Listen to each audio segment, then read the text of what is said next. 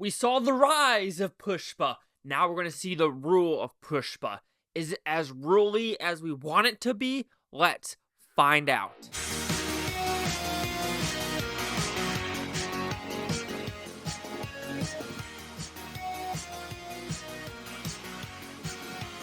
Chase Lehocky here with the Blue Futon reviewing Pushpa 2, The Rule. So according to the synopsis and how the first one ended, it is Pushpa and the cop are about to go at it. They are mortal enemies.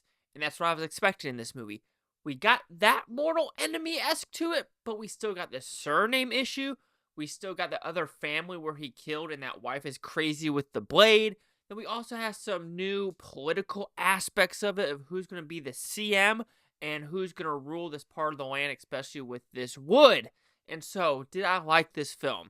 When comparing it to the first one, I do feel like this is a downgrade on almost every aspect when it comes to the fight sequences, when it comes to the acting, when it comes to the story itself. Yeah, the look, and you could tell the budget is a lot better because they did go more grand scope with some of the boat scenes and things like that. But I just kind of felt more disconnected with everything occurring on screen.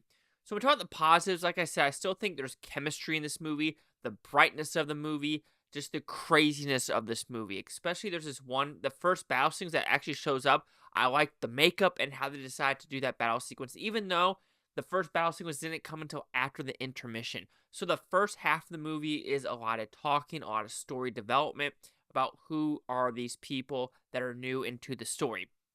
And I could say that instead of the first one being more like a contained story, it does spread out to him going to Sri Lanka, him meeting this new guy to really understand about he is the main boss. And that's, I just think there's too many stuff going on in this movie, okay? So this is now mostly a downhill spiral for me, in my opinion, because everything else that happened in this movie, I just wasn't connecting with. And that's just maybe a Westerner just being like, what is going on?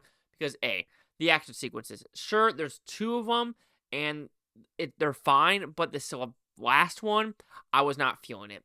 Yes, I was maybe feeling the second half of it, but the first half of the battle sequence, I was not feeling it. I laughed out loud just how silly it is. There's a joke between like the substance laughing out loud because of the ridiculousness of it, but this was just more of like, is he turning into a vampire? Like, what are we actually doing with that battle sequence? The characters. Like I said, we're still dealing with we are still dealing with this surname issue. We are still dealing with the cop. And when the first one ended, that's what I expected to be more of the cop versus him. It wasn't like that. It was maybe for this 3 hour and 20-minute movie, they maybe talked about it for an hour-esque. Like I said, the rest was the political ramification. And then him and his wife, the surname was a little bit.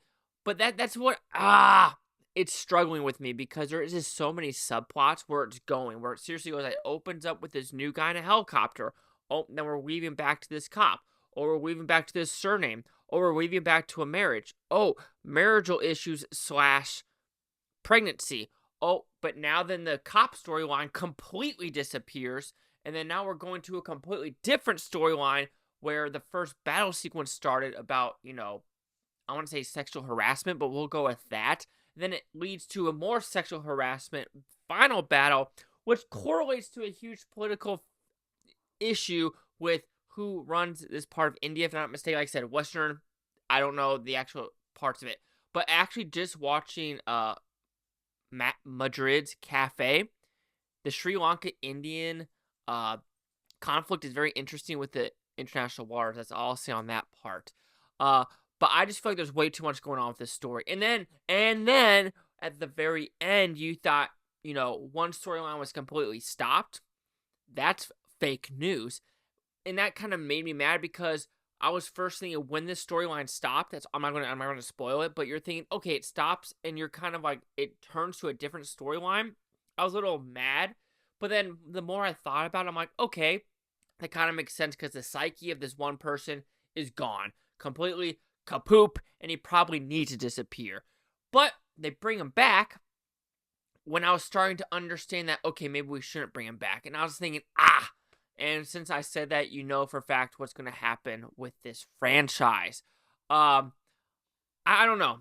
Maybe I'm going to be in the the minority for this one, but I just wasn't feeling this one as much as the first one. To me, it was a downgrade on every level. The battle sequences, his pinky, that was really bothering me. His things was a lot less, in my opinion.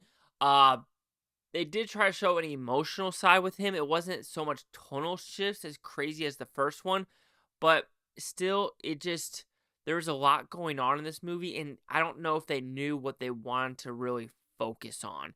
And I think that's the biggest issue with this movie. It had scale, it had good cinematography, but just knowing what it wanted to just focus on was a blur. Pushpa 2 The Rule will receive a 2.5 out of 5 Futons, which equals at 50%. We'll see what the critics and user scores gave this one. So looks like we have nothing yet for the critics. Audience score, we have someone who really loves it with a 5. Then we have a 4. Then we have a 2 out of 5.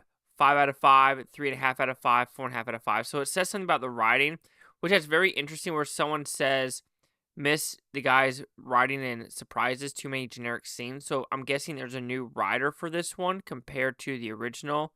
No, okay, it's the same writer and director. So I don't know what he was trying to go for, because it was all over the place when it comes to the story and what it really wanted to focus on.